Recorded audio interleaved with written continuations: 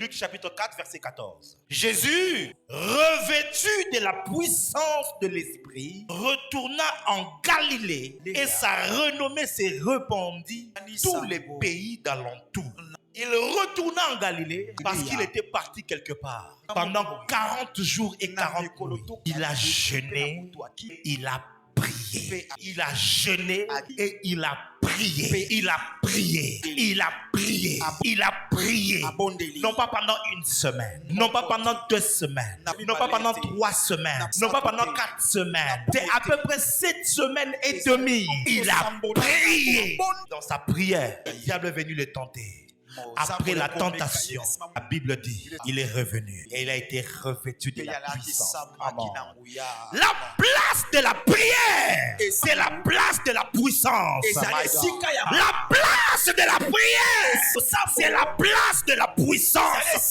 Si tu veux connaître le domaine de la puissance, deviens une machine de prière, deviens une machine de jeûne. Le problème, c'est lequel? C'est que nous sommes constitués d'esprit, d'âme et de corps. Et le problème que nous avons, c'est qu'il y a un virus qui est entré dans notre être et qui couvre notre âme et qui couvre notre corps. Le virus s'appelle la chair. La chair a des désirs contraires à celle de l'esprit. Quand l'esprit veut que tu ailles à gauche, la chair te dira va à droite. Quand l'esprit veut que tu pries, la chair te dira dors. Regarde très bien.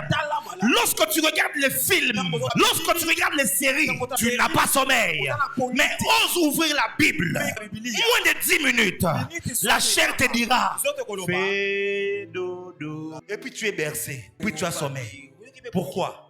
La chair. Quand le Saint-Esprit veut se saisir de toi, la chair est devenue comme un poids de graisse qui te rend lourd. Il ne peut pas être utilisé. Voilà pourquoi il existe le jeûne.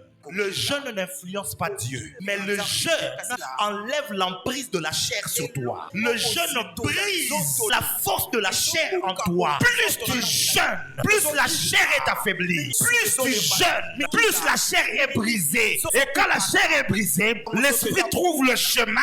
Je dis bien ton esprit trouve le chemin de contrôler ton âme et ton corps. Et quand il y a alignement, le Saint-Esprit dit, voilà, ça y est.